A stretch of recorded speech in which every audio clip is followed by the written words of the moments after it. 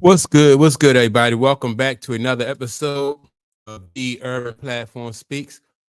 Make sure to like and subscribe as you come into the channel and check out the content. And with that being said, I wanna go into some statements. A statement that Kendrick Perkins made about Kevin Durant, right? And about he spoke on ESPN. He spoke about Kevin Durant's leadership, and I have always said that Kevin Durant, his leadership, in my opinion, is what has held him back from being able to lead teams to a championship. Like when he was at OKC, his lack of leadership, I think, um, it kind of held them from his team from winning the championship. And people kind of gave him a pass back, at that point in time because, it was early in his career. And so people at that point in time thought that maybe Kevin Durant would develop into a leader. They tried to get Kevin Durant to take that leadership role. They thought about him, because he was physically the best player on the team, that, he could do more in the leadership role. Like you don't, as a leader, you don't have to always be um that rah-rah type ball player, but you can assert yourself in different ways, whereas though your leadership skills will show through, because it's not always enough for you just to show up and be a leader, or it's not always enough for you to show up and be a scorer. And that's basically, Kevin Durant, his take on it is that, I don't want no other responsibilities. I just want to show up and hoop. And when you're talking about being, at the playing at the top of your game with the best basketball players in the world, I think it's a missed opportunity for Kevin Durant to push himself and to see like how much he can accomplish and how far he can go. You know, um, all the greats have done it. Magic Johnson. And I always talk about the greats because, like I watched a lot of basketball and I watched these guys do it. Like I said, Magic Johnson pushed himself, Isaiah Thomas, he pushed himself, um, Larry Bird, these guys, not only Kobe Bryant, Michael Jordan, they pushed themselves and they demanded more of their teammates. And the thing about it, like Michael Jordan said, and you can see it in all of these leaders. Michael Jordan said that he never asked anybody to do anything that he wouldn't do. And that's what people who fans like myself who like basketball, love basketball, we wanted to see Kevin Durant develop into that type of ball player. And just imagine if Kevin Durant had developed into that type of ball player, like what we could have seen from him, right? You know what I mean? He had the opportunity, and I think it was a missed opportunity. He had the opportunity to be able to put a team together to beat Steph. He didn't have to play with Steph. He could have put a team together to beat LeBron.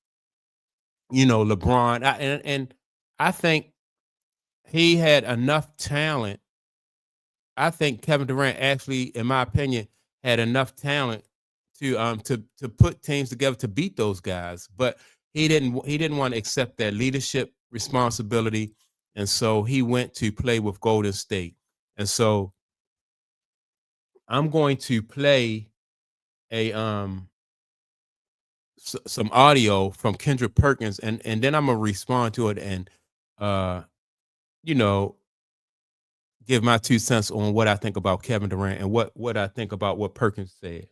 Come to mind. Man, I saw it with Kevin Garnett the first day of training camp in 2007, 2008, where he actually said, "Hey, we're gonna run this offense through Paul and Ray. I'm gonna take a back seat and worry about the defensive side of things." What that did was that set the tone in the locker room that if this man, who's the best player on this team, could take a back seat, then that's real. One more thing.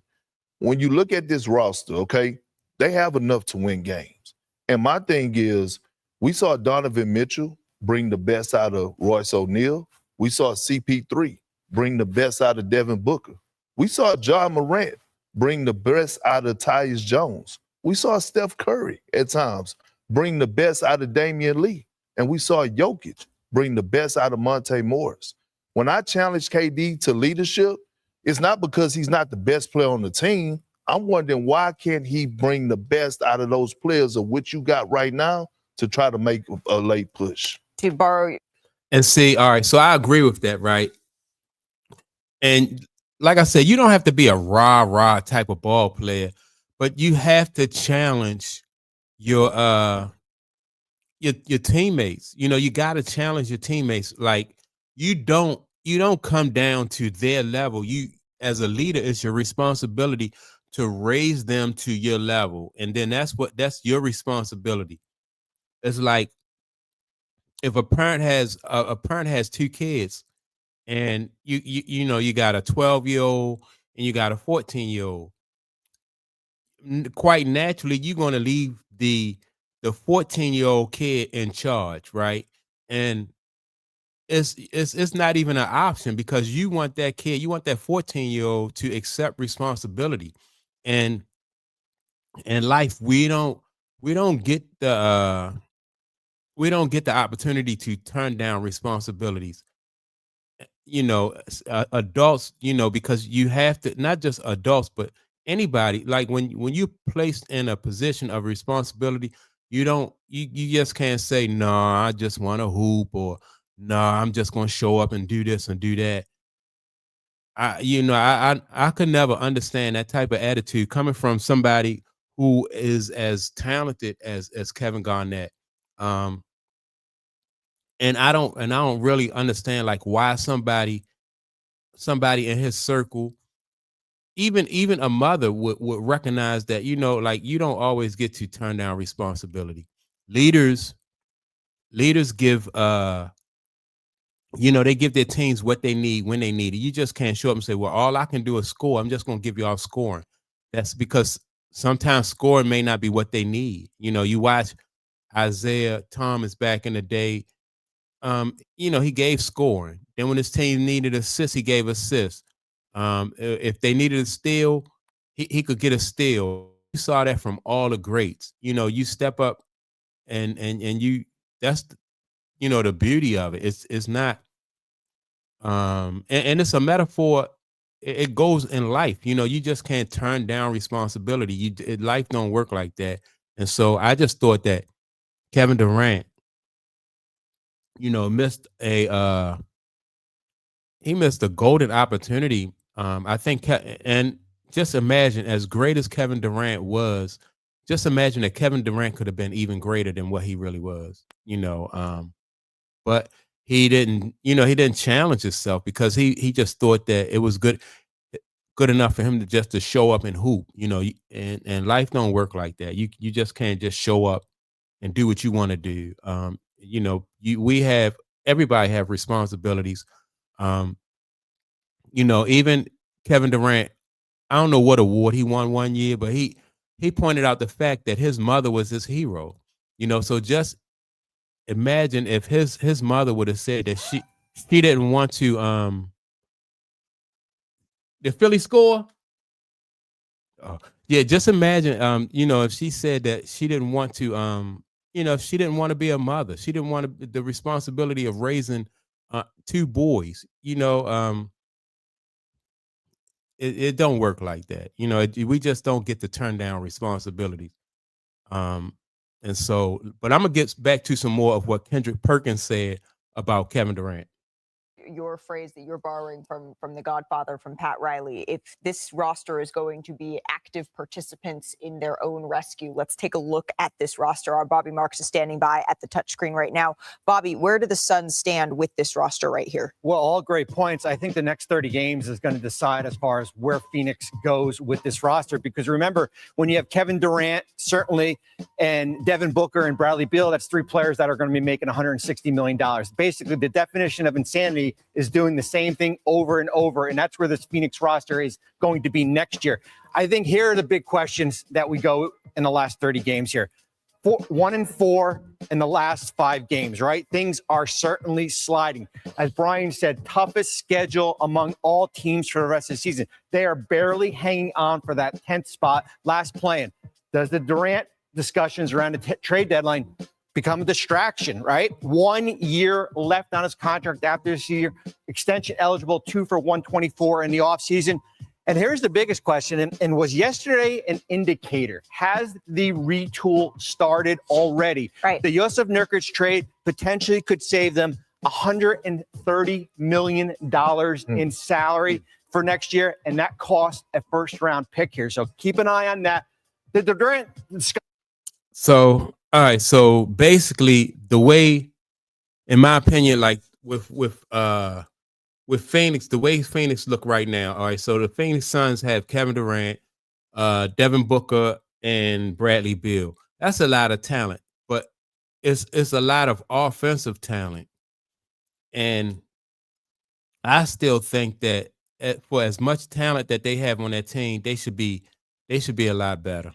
You know, in my opinion, I think that Kevin Durant, you know, like you, and so the commentator said that Phoenix in their last 4 games was like they're 1-4, 1 win, 4 losses, right? On their last 5 games, they're 1 win and 4 losses in their last 5 games, and that, you know, that kind of slide, you never seen that in great players. Like, you never seen Larry Bird. Larry Bird like would never have a stretch where he lost like 4 out of 5. You didn't see that in Larry Bird. You know, I can't recall seeing that with Larry Bird, Magic Johnson, or Isaiah Thomas. You know, when those guys losing 4 out of 5 games, at no point in time in their career did they do that. You know, and so yeah, I just think that Kevin Durant, and I agree with Kendrick Perkins, that Kevin Durant just missed a perfect opportunity. His whole career, he just missed a perfect opportunity to raise his level of play, you know, and accept responsibilities. You know, everybody, I think, at some point in time in their life is thrown into a position where they have to, where they just got to step up. You know, you just got to man up and just take the responsibilities that come along with the job that you have, whether it's a parent or a basketball player or some type of, you hold some type of position at work. You know, you are responsible. You know, you just can't take a management job, take the salary, and say, well, I don't want to be in charge of people. Like, where they do that at, you know? And so it's not, you know, Kevin Durant, I think he cheated himself, first of all, and I think he cheated his teammates. He cheated the fans, you know, and so, and that's not to say Kevin Durant is not like a great basketball player, but I don't think, in my opinion, like, you can't go down in history as one of the greats when you shuck off responsibilities. I just don't agree with that. I think it was just a missed opportunity for somebody who was blessed with the talent that he has, and he did not he didn't maximize it, right? And that's what you want to see from somebody who, for anybody. And you don't even have to be a basketball player, but you want to see people in life just be able to maximize their talent. Whatever you're good at, you know, you just want to maximize it. It's not enough to just show up. No, at no stage in life is it enough to just show up. So that's my take on it. Make sure to like and subscribe. And with that being said, you know, don't forget to leave a comment, and I will check you all out in the next video. Peace.